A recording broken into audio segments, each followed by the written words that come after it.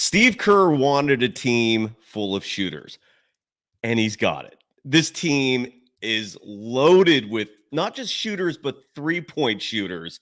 If this was a regular season game, records would have been set, franchise records for most three-pointers made in a game. That's how tonight was. The Warriors are 2-0 in the preseason. It's a shame this one didn't count. A win, still a win. A lot to break down. So let's do it. It's the Golden Days. They always find something to nitpick, and that's because there's expectations for us to win. It was a pretty crazy night. Woo! Let's go! In a minute, I'ma need a sentimental man or woman to pump me up. Come on and break me off. 'Cause I get what I want and I like what I see.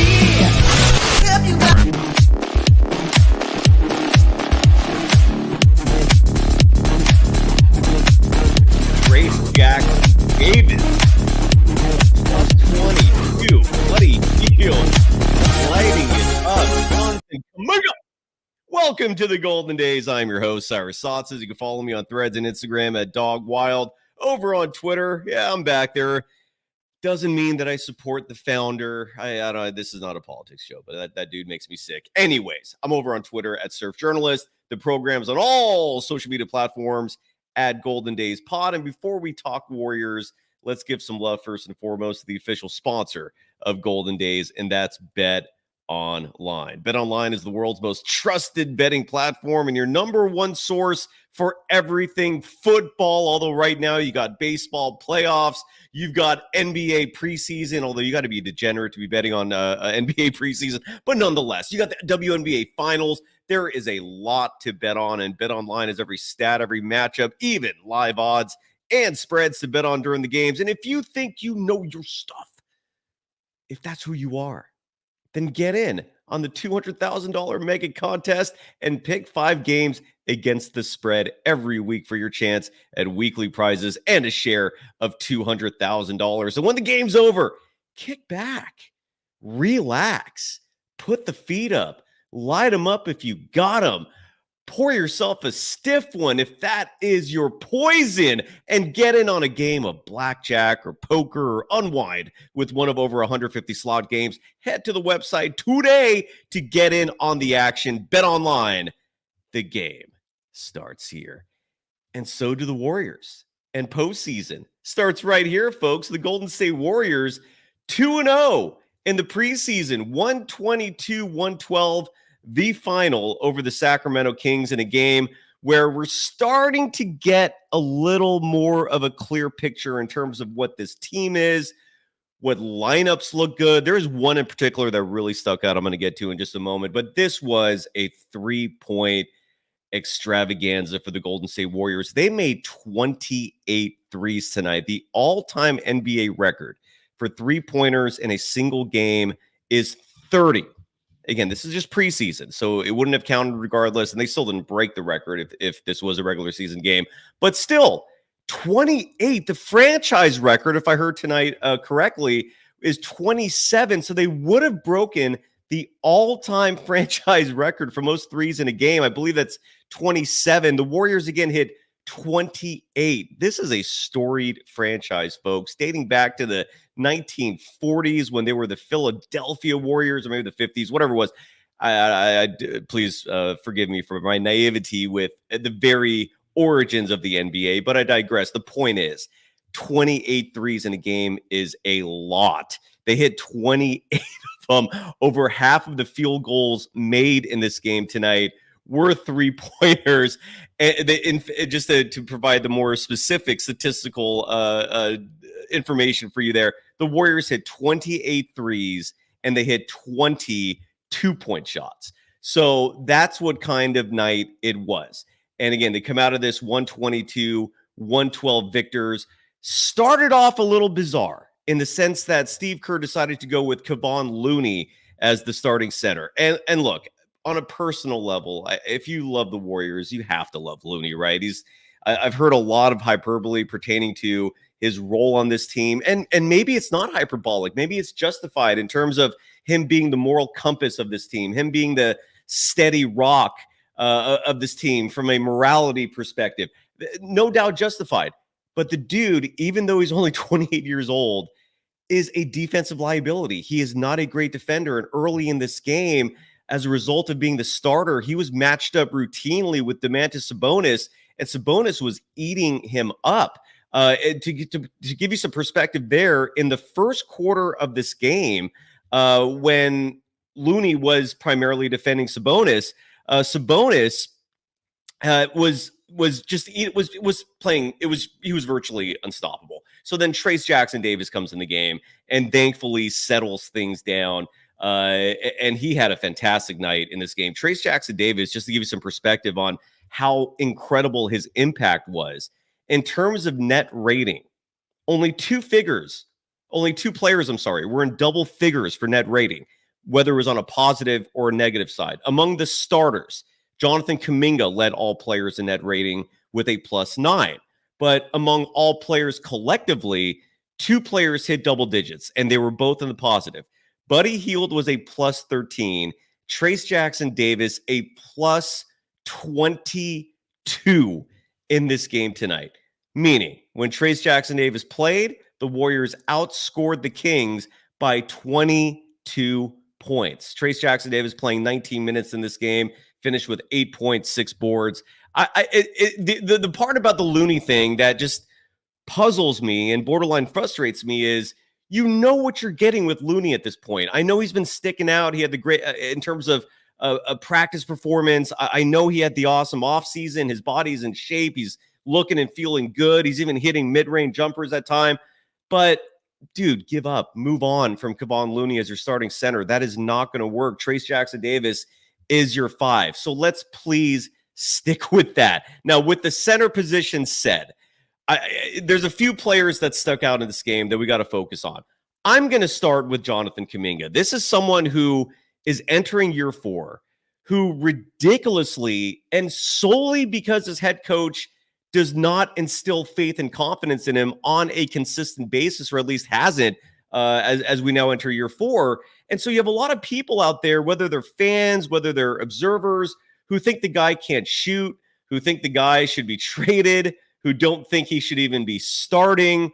And that is just foolish. It is absolutely ignorant to believe that. You know what? Yeah, Michael Jackson is going to be solicited for this one, because if you think Jonathan Kuminga does not belong on this team, if you think Jonathan Kuminga should not be starting or getting heavy minutes, ignorant. It is ignorant. It is foolish. It's ignorant. You're being ignorant. Look at his stat line tonight. He played 20 minutes in this game, and thankfully he started as a small forward, his natural position. 6 of 11 from the field, 4 of 7 from beyond the arc, which is a part of his game that a lot of people are going to be putting focus on this year, including the coaching staff. 16 points in this game, only grabbed 2 rebounds, and added an assist. No turnovers, which is a huge stat as well. In fact, the Warriors collectively finished this game with just 13 turnovers. Not anything to write home about, but it's a lot better than the last game, where I think they were in the 20s with turnovers. So Jonathan Kuminga, bravo. You did a good job tonight. 16 points, 2 boards. Again, 4 of 7 shooting from beyond the arc. And real fast, I want to mention his front court teammate, Draymond Green, who last year, in case you folks forgot, was a 3-point shooting machine, hitting 40% of his threes, an anomaly by his standards. But Draymond Green is picking up where he left off with his 3-point shooting last year, despite how unconventional it looks, despite the backpack moniker, which rings very true in terms of his shooting form. Draymond hit 2 more threes tonight. He was 4 of 6 from the field, 10 points, 2 rebounds, 5 assists for Draymond Green. Stephen Curry looked like he was in regular season form tonight. He didn't hit a 3 like a lot of players in the first preseason game in Hawaii. He flipped that script very fast. 3 of 6 from beyond the arc, shot 50% from 3, finished this game with 13 points in just 15 minutes. He was 5 for 8 from the field collectively, added an assist and a steal as well. Brandon Pajemski had an interesting game. And I'm going to get to the chat in just a moment, and I hope all you folks can hear me right now. Brandon Pajemski got hit in the face, so he left the game for a little bit. He was the starting 2 guard tonight, and mixed results. He did not look good early in this game. He was awful defensively. And in fact, through 2 games, the best assessment I could give you about Brandon Pajemski is he looked a little better offensively tonight than he did in the first game. The defense still leaves a lot to be desired. He blew this assignment very early on. I think he was guarding DeMar DeRozan, who was an unbelievable pickup for the Kings. I don't know how they did that. Congrats to Sacramento for adding that piece to an already lethal squad. But Pajemski was, again, missed some defensive assignments early. I don't know if he's the solution as your starting 2-guard. Thankfully, though, he had a strong second half in this game, at least from seeing it visually. I actually haven't looked at his second half stats. His stats in the first half for Pajemski, where at least from the eye test, was not looking good. And he was 1 for 4 from the field. He hit his first 3 of the preseason. He was 1 of 3 from beyond the arc. Only had 3 points in the first half. Did have 4 assists, so that's good. His second half numbers, however, where he looked much better. He looked comfortable. He looked like he was more in the flow of things. He hit his only 3-point attempts. He was 1 of 1 from beyond the arc in the second half, was 2 of 4 from the field. Total was a +6 in net rating in the second half at 5 points. So, but here's the thing. I'm going to jump ahead a little bit here because one thing completely stuck out to me in this game. It was a lineup. It was a lineup of 5 players more specifically.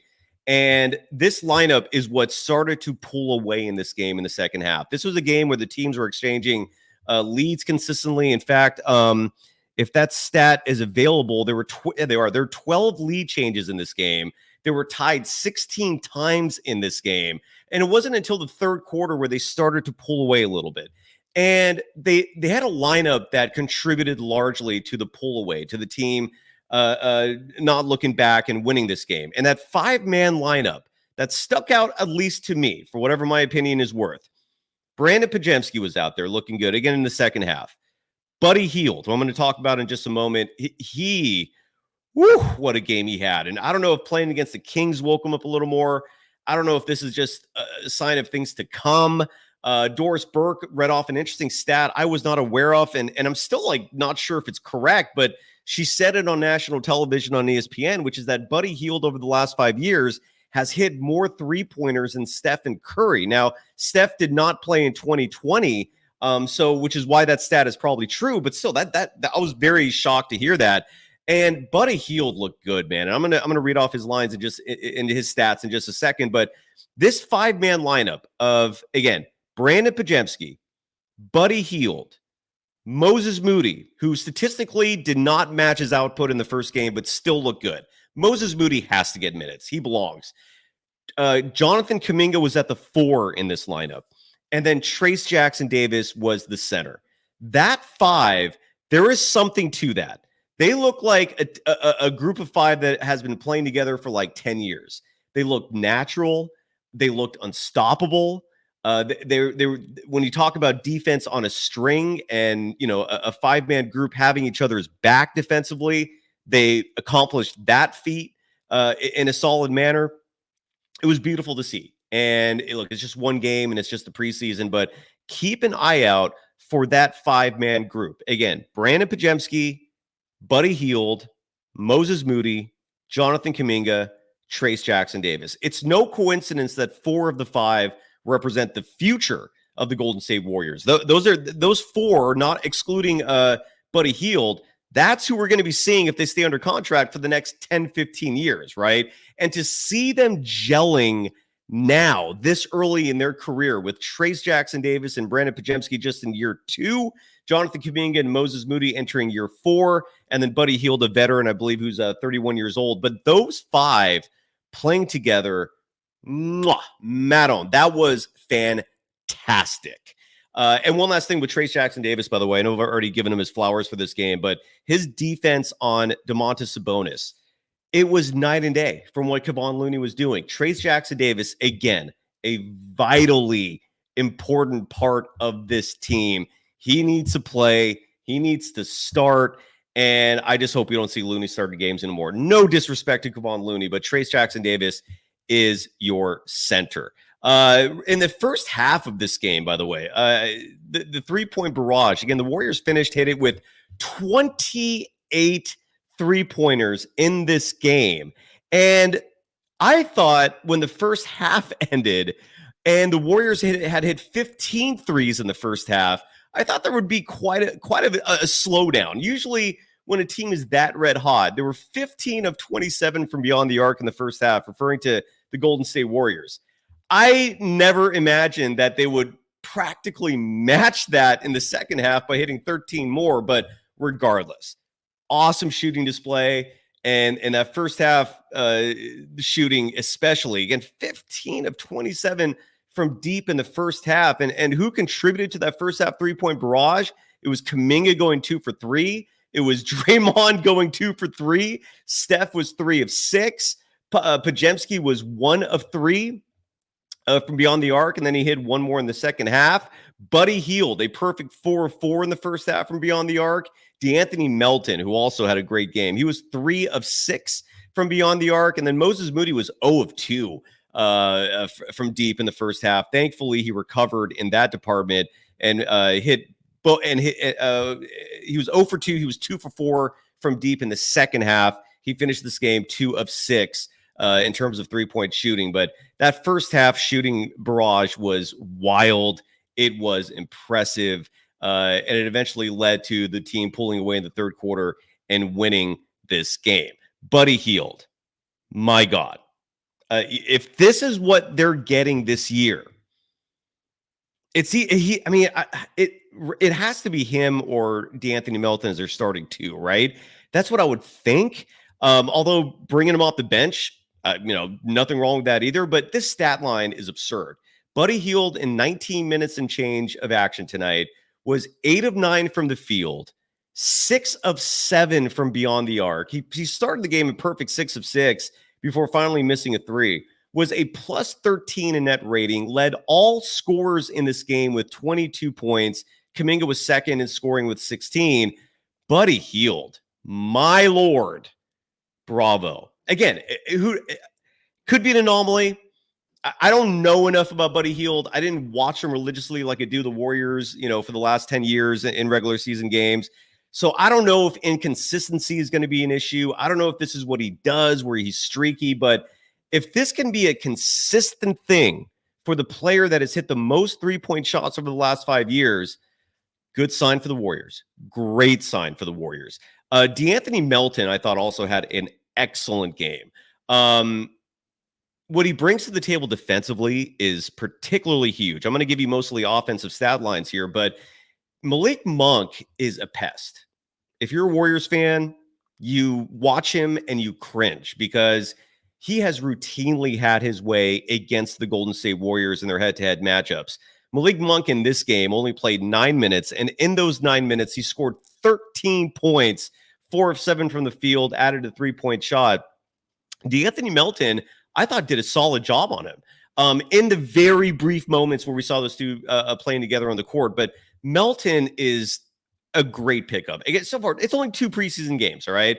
I'm going to try to contain being excited about a win in the preseason, but Buddy Hield looked damn good.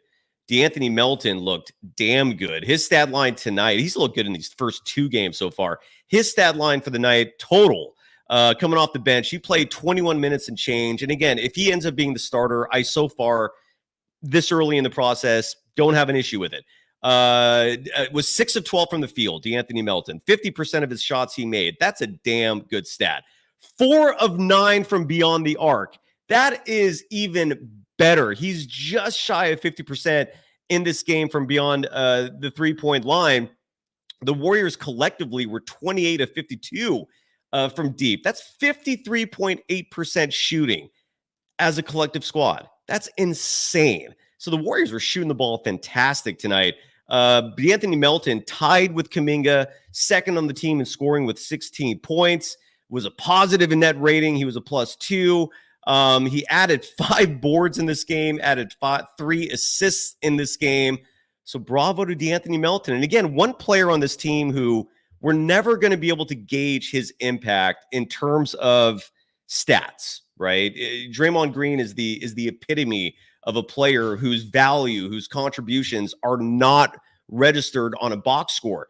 And Kyle Anderson is very similar in that regard. Kyle Anderson played 4 seconds shy of 20 minutes tonight. He played 19 minutes, 56 seconds, and his stat sheet reads 3 points, 4 rebounds, 4 assists, right?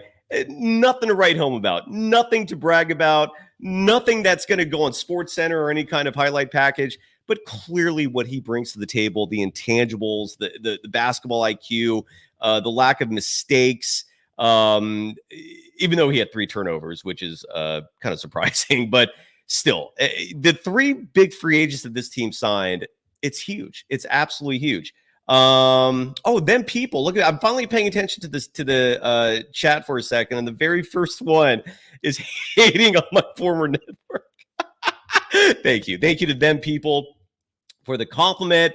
Kev F in the chat is saying trade Moses Moody. And let's talk about Moody right now, since you brought it up. It kind of sucks. It doesn't kind of sucks. It really sucks that he's just not one of Steve Kerr's favorite players. It's evident. It's obvious. And look, maybe Steve Kerr will prove everyone, myself included, who believes that wrong this year. But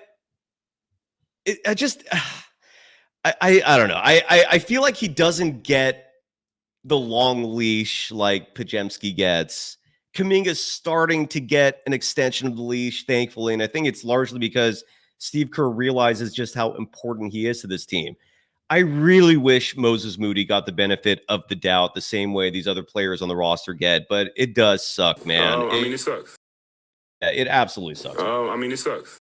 Yeah, we heard you the first time. So, and in this game, again, the stat sheet wasn't as favorable to him as the opener, where he scored 14 points and was just shooting it lights out. He finished the game with, he was 3 of 9 from the field.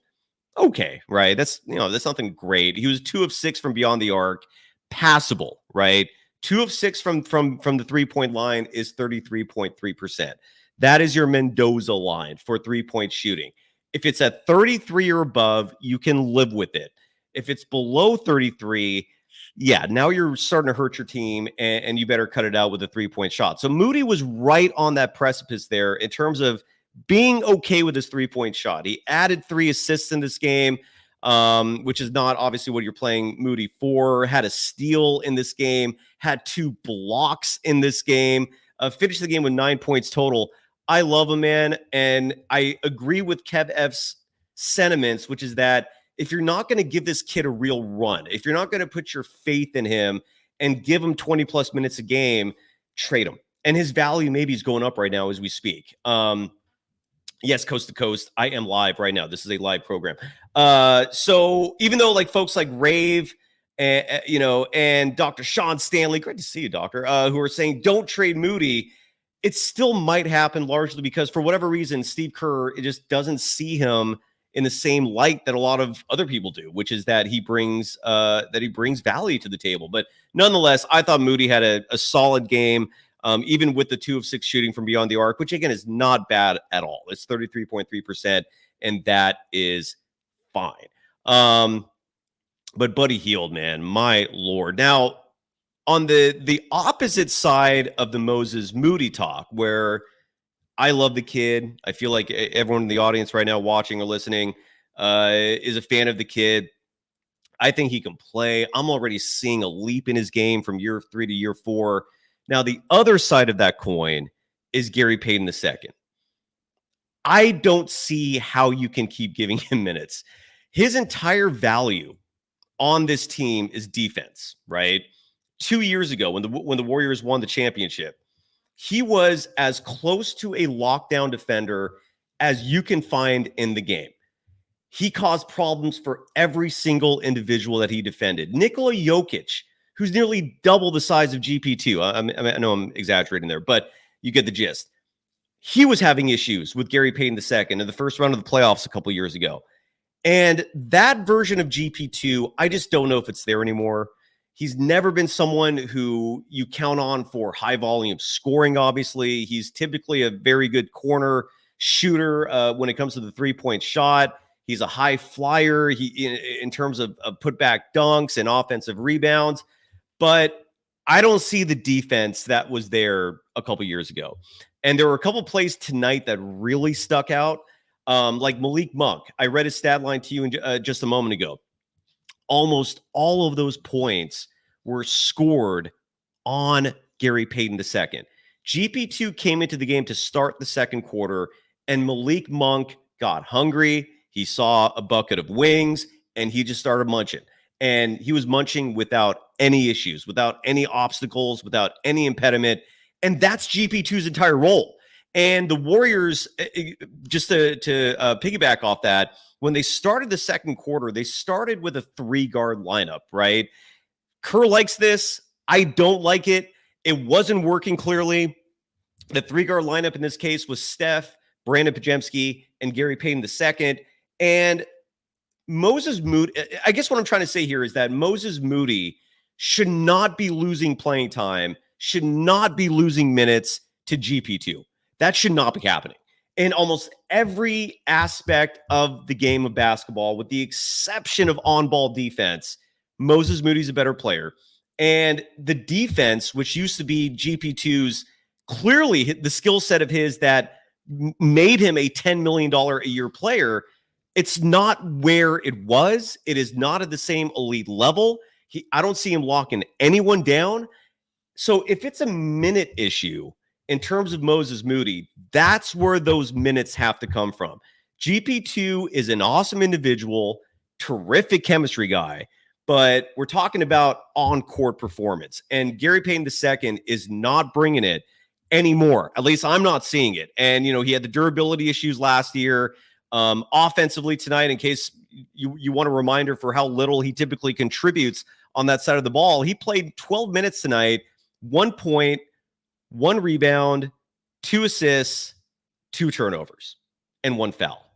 That's GP2's stat line tonight. He had 0 field goal attempts. He had 1 free throw attempt, or he had 2 free throw attempts and missed one of them. My point is, there are a lot of wings on this team. There are a lot of players on this team who are high caliber. And GP2 has to be the odd man out if you're going to try to fit everyone in. So, and Die Post in the chat saying that he thinks that we trade, and we say we, referring to the Golden State Warriors, that they're going to trade GP2 in midseason. But then you have Andres Million in the chat saying that he makes plays when he's a free safety with the starters. But that was not happening tonight. I understand that. And again, this is not so much me saying GP2 sucks. This is more of me saying you've got a lot of players who play the exact same position he does, and they should not be losing minutes if it comes down to GP2 versus Moody or Hield or Melton or Pajemski, any of those guys. Like even Lindy Waters. And by the way, Lindy Waters, why did he not come into this game until, if I have my notes right, he didn't come into this game until 5 minutes remaining in the third quarter. This is someone who was the hero of the first preseason game. This is someone who's new to the team. So if anything, he needs some reps to better assimilate himself with this offensive system. And we didn't even see him until the 5-minute mark of the third quarter or the 7-minute mark, whatever it is. So I don't understand what was happening there. But my point is GP2, I don't want to see Moses Moody being a victim because GP2 is Kerr's guy. Like, that should not be happening, but we shall see what happens. And then you also have folks like Rent Cluno, if I have your name correct pronounced in terms of enunciation, saying you're not really that high on Moody. Well, that sucks. That's a shame. I wish I knew why, but I hope it's not just because Steve Kerr doesn't like him, because I know a lot of people think that way. Daniel Adler in the chat talking about GP2, saying his athleticism and overall explosion was out of this world in 2022. Absolutely correct. Similar to Andrew Wiggins. But as of right now, yeah, I don't see that version of him. And look, if this team was light on wings, like if this team was, let's say, had the same number of forwards and centers as they do currently with wings, yeah, then play GP2. You need them, but there are just too many players playing that exact same position. So that part of it is kind of weird. Ravel 12345 in the chat saying that Lindy Waters and Guy Santos need to make the team. Yeah, and Guy Santos is clearly an odd man out right now in terms of rotations. He's going to be an off the bench kind of guy, garbage time kind of guy. I like him a lot. I do hope he makes the team, but who did I forget in the chat? I feel like there's one other person that I wanted to talk about. Oh, and one last thing here that I want to bring up, and then I'll leave it to the folks in the chat. Let me put the link as well real fast while I finish up at least the recap of the game, just in case anyone wants to jump in and provide any commentary tonight, any opinions. The link is now in the chat. Just all you got to do is copy and paste that thing, log in. I'll bring you on if you have any thoughts or sentiments that you want to add. By the way, and real fast, someone in the chat, Ren Kuno in the chat says, Robert Williams for Wiggins and GP2. I don't know if you saw the news, and this is a testament to Time Lord, which is Robert Williams III's nickname. He's injured again, and he's just like GP2, injury prone. Durability has never been his thing, and he's once again hurt. So I don't even know if the trade would be worth it right now. See, the traveling Urquidez, who is an official Golden Dazer. That means for $2, $2.99 a month. Your comments are automatically highlighted. So and that's the perk, right? If you want your voice heard, you want my attention, that's what being a Golden Dazer does. And Traveling Urquidez in the chat writes, no Clay, no problemo. I love what Mentality writes, though, which is that Moody needs to start so we can see his true value, right? And in your case, writing more specifically to see how it works. I would love to see Moses Moody start a game. And here's another problem, going back to the GP2 thing. We haven't even seen Andrew Wiggins play yet.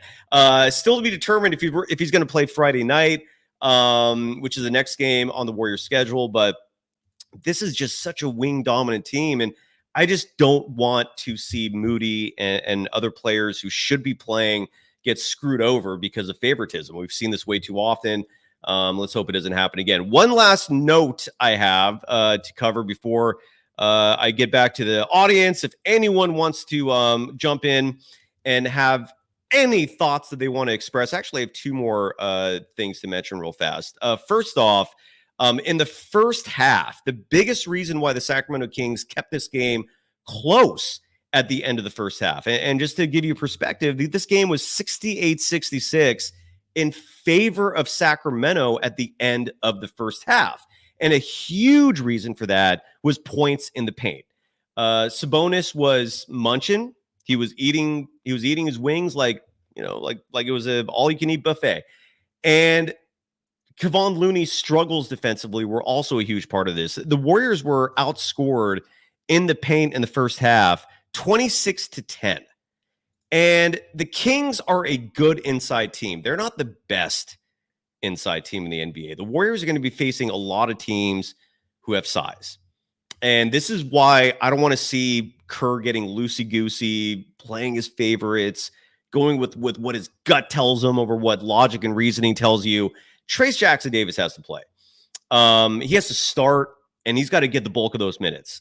Looney has to be your backup. Has to be, if you want this thing to work and you want to win games. And 26-10, being outscored in terms of points in the paint by that margin, not good. For the points in the paint total, when you factor in the second half, the Warriors were outscored 22-52. So sorry, I said that in reverse. So 52-22. The Warriors were outscored in the paint by 30, but they win this game because they hit 28 3-point shots. And the last thing I want to mention as well, before I see if the audience has anything else they want to add, otherwise we're going to wrap this up on a beautiful Wednesday night. The heat wave here in California finally simmering or finally mellowing out. I hope everyone in Florida is okay. That's just insane that they're getting hit with another storm out there. Quentin Post, we saw him play again. We only saw him in garbage time. I kind of wish we saw him a little sooner. And he put up a 3-point attempt. I thought he was going to hit it. I thought he was going to join the 3-point party, but the shot missed. I want to see some 3-pointers made from Quentin Post. He still has not made his first 3-point shot in his entire career, which is all of 2 preseason games. So it's no big deal there. And last thing, sorry, I have one more thing here real fast. I thought it was significant who didn't play in this game. 3 players did not play, and those 3 are the ones who likely will not make this team. And that's Blake Hinson, who, again, he's thick. He's a big boy, but likely not going to make the team. He's probably going to play for Santa Cruz. Kevin Knox, I don't know if he's eligible for Santa Cruz, so I don't know if that's an option for him. He got a DNP. He did not play in this game. And then Jackson Rowe, I don't think he's going to make anything except Santa Cruz. He did not play either.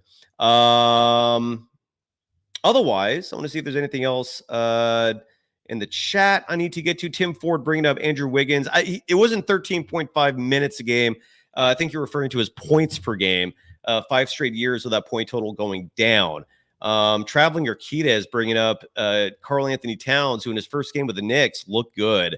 And Traveling Urquidez writing in the chat, could you imagine if Karl Anthony Towns came to the Warriors? Well, it's a pipe dream, but yeah, I really wish that was the case. Ryan, thank you. Telling folks to hit that like button. Dr. Sean Stanley bringing up the Jared Allen idea in terms of a trade. Again, the Warriors cannot make that trade until January because Jared Allen signed a contract extension and he has to wait 6 months before he's available. So if the Warriors can survive until January for Jared Allen, sign me up. But Clifford Ray, but Clifford Ray, who's an assistant coach with the Cleveland Cavaliers, friend of the show, former Golden State Warrior, from his words and his opinion, the Cavaliers will never trade Jared Allen, but we could hope, and who knows, maybe he's wrong. Coast to Coast, dropping $10, man. Thank you. And obviously, you're going to get highlighted here saying bench Podziemski and bench Steve Kerr, please. Well, you can't bench Kerr, unfortunately. There's nothing you could do about that. He is in complete control. But you know, Joe Lacob is a little wary, largely because of the Terry Stotts hire. Here's the thing about Terry Stotts. First of all, awesome hire. Again, I talked about that on the last show. It's just, you know, to not have a yes man / uber loyal individual as Kerr's lead assistant. That's a good thing, right? You want some dissenting ideas occasionally popping up. You want someone to challenge your head coach so that he has all the perspectives available before making important decisions. But the Terry Stotts thing, if Kerr decides to get stubborn in terms of who he plays, and let's say the Warriors start the season off 15-35 or 10-30, whatever scenario is in play where the Warriors are just playing like absolute shit, the Warriors are in a position where they could replace Kerr with Terry Stotts. I think that was at least part of the thinking for bringing Stotts in. I'm not saying they're thinking about firing Kerr, but at least a contingency plan is now in place. So if that makes you feel any better, keep that in mind. And then Podziemski, again, not a good game. That's 2 games in a row. My biggest concern with him is defense. I just saw him getting beat way too often today by very quick players, De'Aaron Fox and Malik Monk of the Kings coming to mind more specifically. It was good seeing DeMar DeRozan, even though he's on the Kings. I mean, that part of it sucks, but he still looks good. I mean, if you're a Sacramento Kings fan watching this program, bravo. You got yourself a quality basketball player. DeMar DeRozan finished this game with 15 points in 15 minutes. He did not miss a single shot or free throw. A perfect 6 of 6 from the field, including 1 3-pointer, perfect 2 of 2 from the free throw line. The reason why I'm bringing up King stats is because Brandon Podziemski was playing defense on a lot of these guys. De'Aaron Fox was 5 of 10 from the field, had 11 points in this game to go with an assist and 3 rebounds. So, and then Malik Monk, again, as I mentioned, he was eating up Gary Payton II. That's concerning. Like GP2 is on your team to slow down players like Malik Monk. And if he can't do that, let Moody play. Let Hield. Let Melton. You've got a lot of wings. Take advantage of that. So I think that's it. Anybody have anything else to say? Douglas Mike saying Podziemski's the backup point guard. No ifs and buts. I agree with you. DeAnthony Melton is a better player than Brandon Podziemski. I will say this. If Brandon Podziemski was the holdup in the Lowry Markkanen trade, That's looking worse by the day. We shall see. Yeah, Andres Million, you're right. Malik Monk is an elite attacker. But again, Gary Payton II, 2 years ago, was having no problems making life difficult for Ja Morant. If you can at least make it hard for Ja Morant to penetrate an attack, you should be able to slow down Malik Monk. So it's a problem. It's a problem. If you're giving him minutes over better players. And Traveling Urquidez is adding that Pajemski could just be suffering a sophomore slump. Who knows? We'll see. And again, we're only 2 preseason games in. So Steve White, you and I are on the exact same page. Steve White in the chat mentioning that Wiggins needs to play the 2 with Kuminga at the 3. One more time. A hand for Jonathan Kuminga, by the way. Shutting down the haters, at least for a night. One more time. The stat line for Kuminga. 16 points in 20 minutes. 4 of 7 from deep. And he did not hesitate. You know, you hear me and you hear a lot of other people talking about Steve Kerr's desire, his preference for quick releases, for a read and react style of offense where you're not thinking, you're just doing, right? Kuminga did not hesitate for any of those shots. He either caught them and put them right up, or he put himself in perfect position. No hesitation. Nailed those threes. Again, 4 of 7 from beyond the arc, 6 of 11 from the field total. So far, so good from Jonathan Kuminga. And bravo to the team. They're 2-0 in the preseason. Good momentum to keep this going. So, is that it? Are we done? Are we good? Chat's still going, but I'm tapped out. I don't know what else there is to say. One last thing. Upcoming for the Golden State Warriors. They have 6 preseason games. And so they have 4 more of these things. Today is the 2-week mark for when the regular season is going to start. 2 weeks from today, the Warriors are in Portland to take on the Trailblazers. That is awesome. And next up for the Warriors, they play the same Sacramento Kings team again Friday night, October 11th, 2 nights from now. What I might do either Friday or maybe I'll save it for Sunday, but one thing I want to experiment this year with in terms of the show is actually hosting programs from Chase Center right after the game. So you might see me at Chase Center. You might see the program there for one of these upcoming games. I might test that out to see if the internet's strong enough to host it. But thank you to everyone for joining us. Thank you to the Golden State Warriors for making me happy, for putting me and Dub Nation in a good mood. Thank you, gentlemen. Job well done. And let's hope Dr. Sean is right, that it's going to be a great season. And thank you to everyone again for joining us. Thank you to Coast to Coast one more time. You're heard, brother. You're heard. Have a great night, everyone. We'll be back at this very soon at the absolute latest Friday night. Might have a show until then. But until the next episode, stay safe out there. Go Dubs. Bye-bye.